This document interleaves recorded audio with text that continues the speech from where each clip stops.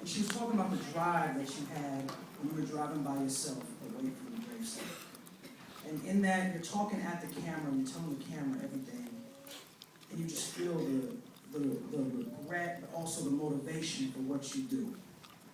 I'm wondering about that personal battle. And as a violence interrupter, you guys are taking care of folks, managing relationships, but you're also fighting your own battle. Walk us through that.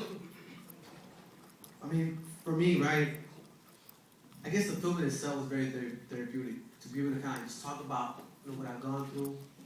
And I'm really glad that Steve and Alex allowed me to some extent, kind of help edit some of this stuff. Because I was like, man, I sound like a punk right there, man. I sound soft, like, what's up? So they were kind of cool about that. But the truth of the matter is, like every day I wake up, I still carry that guilt with me. It's that guilt that I took someone's life. And I ask myself, every single time, as I'm asking myself right now, who am I to take anybody's life? And so I've done a lot of dirt during my lifetime, especially when I was a kid. Stuff I got away with, stuff I didn't. And even in this case, a friend of mine got shot, paralyzed, without hesitating, went back, shot somebody with the hope and the idea that I wanted to inflict the same pain on somebody else, because I would see my boy in a wheelchair. Sadly, when you shoot these guns, they don't really, you can't really tell it, hey, I want you to hit this part of the body, or this is the type of damage I want you to cause. So as a result of that, I took someone's life. And by doing that, not only did I take his life, but I affected the family's life, his family. I found out a few weeks, actually about 2 months later, when I got my transcripts, my discovery, I realized that he was 18 years old, Caucasian, just got out the juvenile center, about 2 weeks coming home, came from a single parent, had a younger sister. Father wasn't around. The family actually moved from the neighborhood, moved kind of far to kind of get him away from that stuff. And yet that day he found, got on the bus, got to the neighborhood. And so these are things that I was like, man, you start to understand, you took someone's life, a human being. The same playing a video game and shooting somebody, or make believe. Back then they had Nintendo and stuff, so you're thinking like, hey, But you start thinking about the consequences. You start thinking about, because of your choice, the impact that they had. Not only on his family, but also my family. I was the oldest of 5. Immediately, I'm talking about less than 2 months, my dad sold the house, paid for my lawyer, and took off to Texas. I still remember my dad came to visit me, and he's like, hey, mijo, we're gone. And I was like, all right, Bob, I'll see you next week. He's like, no, man, we're gone.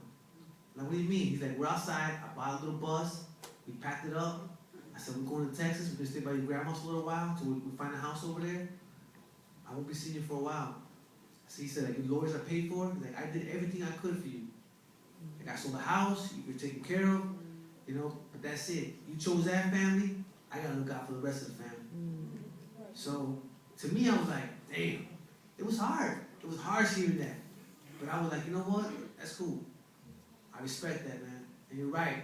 I look after my little brothers and sisters because I couldn't do a good job at that.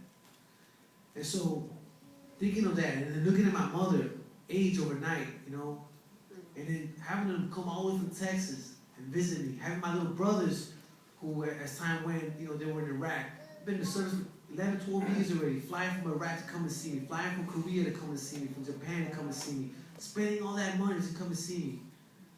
I started thinking to myself, all the impact that I caused, all the damage I caused. All the damage that I caused not only my family, the victim's family, but my community. There's people that are locked up right now doing boatload of time because of my choices, man.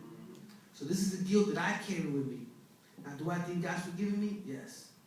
Have I forgiven myself? I'm still struggling with that. So every day that I wake up, I look at that.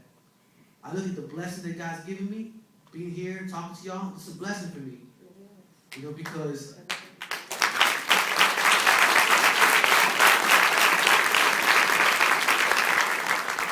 there's a lot of people when I left home, when I left the joint that I left behind. Good people, man. And And those 14 plus years that I did locked up, I wasn't around rich people, man. I was around people just like y'all right here. White, black, Hispanic. They were poor. They came from poor neighborhoods, man. You know, so I looked around and I'm like, man, their family's just as jacked up as my family. And it's interesting because most of the guys that were locked up, I talked to some of the guys that were locked up 20 years already. Still had to do another 20. Guys that were locked up 10 years, they had 30 left. Guys that were locked up 30 years, getting ready to go home, you know, another year or two. And I would ask every single one of them, hey, how old were you when you caught your case? Because I was always interested to know like what happened, you know? And I was like, oh, I was 16, oh, I was 17, I was 18, I was 19. Just about every single person, whether you were black, brown, yellow, white, whatever, man. Seriously, they caught the cases when they were juveniles. They were still shorties themselves. So then I also realized that even as they were perpetrators for a lot of these cases, they were also victims at one time or another. They suffered a lot. They went through a lot. So I took all this into consideration, and I'm thinking to myself, man, what am I going to do? What's my calling? What's my purpose in this earth? Like, I was blessed that I only had to do that amount of time. What was I going to do? So I came home, I started volunteering. You know, I started volunteering, I went back to school, I went to college, you know, registered. You know, and ever since then, man, like, I haven't stopped. As a matter of fact, listen, you know how many relationships I've been through right now? Because a lot of my girlfriends don't last. Because they're like, man, dude, you spend too much time doing this. I need some time for me. And I'm like, seriously, I think to myself, like, who would have guessed that girls actually want me to spend time with them? But it's the truth, though, man. It's like it's been a sacrifice for me. And what I'm doing right now, I am sacrificing. I got 2 jobs, man. I'm an organizer. I work for the University of Illinois for CeaseFire. I'm a full-time student. And I'm like, and then I do a whole bunch of programs as well. You know, man, this is all I got nothing else to give anymore, to be honest with you. So I'm hoping that as I continue my path, that I can keep doing this type of work, where I'm not just working with 1 or 2 people, but I'm working with the majority of the people. So that's why me being out here, and then meeting my people, Trina and like my boy Anthony by here, and a few other people that I know. Apologize, I can't mention everybody's name, but I appreciate what you guys are doing. And I appreciate the fact that you guys are here. 2 hours, a long movie, and you guys are still hanging out, for this Q&A discussion. So I really appreciate that, deeply. Absolutely. So